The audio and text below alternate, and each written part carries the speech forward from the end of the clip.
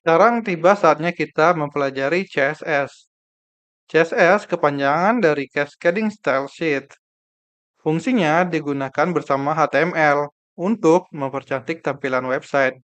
Jadi nanti ketika kita implementasi CSS, kita bisa memberi warna, merubah posisi, dan mengatur ukuran font. Jadi jika sebelumnya di HTML itu sangat minim ya tampilannya, seperti ini misalkan, kemudian dengan kita implementasi CSS, nanti tampilannya bisa cantik seperti ini.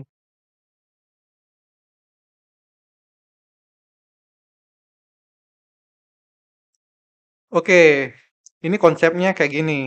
Elemen-elemen yang ada di HTML nanti kita bisa jadikan selektor, misalkan div. Kemudian div kita kasih properti dari CSS seperti color, nilainya red, background blue, ataupun nanti yang LI. Kita bisa beri properti font size, kemudian font weight.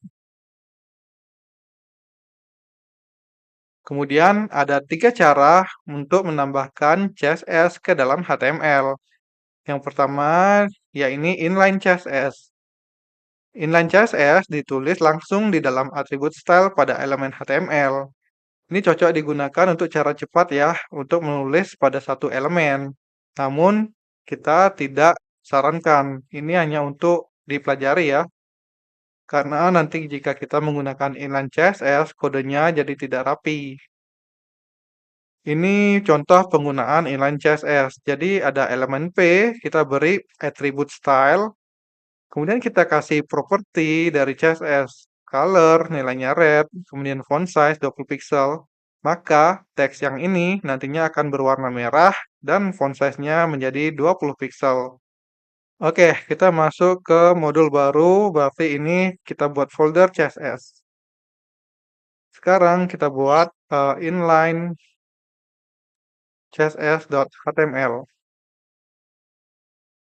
atau ini CSS inline gini ya, HTML. Kemudian kita buat HTML5-nya. Nah, di sini kita akan mengetik elemen paragraf dengan kontennya belajar CSS. Oke, di sini kita buat atribut style, kita berikan dia properti dari CSS, misalnya tadi colornya red, kemudian font size-nya 20 pixel. Maka ketika kita open ini, font size-nya jadi 20 pixel dan colornya jadi red. Kemudian yang kedua ada internal CSS, yakni kita menulis di dalam text style pada bagian head HTML. Digunakan jika hanya ingin mengatur style khusus untuk satu halaman. Kodenya seperti ini. Jadi kita menulis HTML biasa di sini tanpa ada stylenya, tapi stylenya itu dibuat di dalam kode head. Dan yang dijadikan penanda adalah elemen dari P ini. Nah, yang digunakan ini elemen dari P sebagai selektor. Jadi kita tinggal tulis P di sini, kurung korawal buka dan penutup. Kita beri color blue font size 18 pixel. Otomatis semua yang menggunakan elemen P yang ada di dalam body, warnanya akan berubah jadi biru dan font size-nya jadi 18 pixel. Oke, di sini kita buat internal CSS internal .html. Nah, belajar internal CSS. Jadi P-nya tetap seperti ini tanpa ada style, hanya saja kita masuk ke dalam tag head ini. Di tag head ini kita buat style pembuka dan penutup ini, dan kita ambil elemennya ini P sebagai selektor. P. Nah, misalnya di sini color red, font size-nya 18 pixel. Seperti ini. Nah, sekarang belajar internal CSS, warnanya merah dan font size-nya 18 pixel. Yang ketiga atau yang terakhir, dengan cara eksternal CSS. ditulis di file CSS terpisah, lalu dihubungkan ke HTML menggunakan tag link. Ini paling umum digunakan untuk membuat website dengan skala besar, agar kode lebih rapi dan terstruktur. Nah, eksternal CSS inilah yang kita sarankan untuk digunakan ya, karena dia akan memisahkan kode HTML dan CSS. Jadi penggunaannya seperti ini. Kita buat file HTML-nya biasa, namun kita include-kan file CSS terpisah di dalam kode head.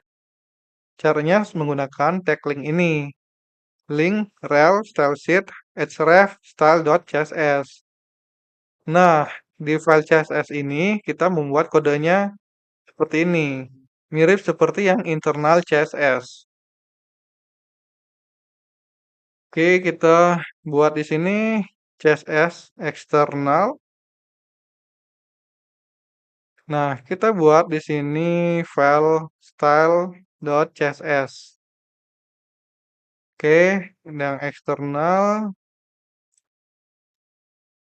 kita buat paragraf di sini belajar eksternal CSS.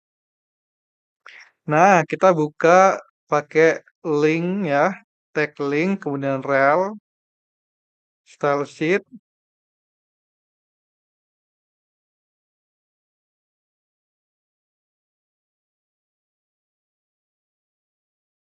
kemudian href-nya dia adalah file eksternal ini, style.css. Oke, sekarang kita masuk ke style CSS ini, kita buat selektor P dan juga kita beri nilai color red, font size-nya 18 pixel. Kemudian eksternal ini kita open ya. Nah, sekarang belajar eksternal CSS sudah berwarna merah dan font size-nya 18 pixel.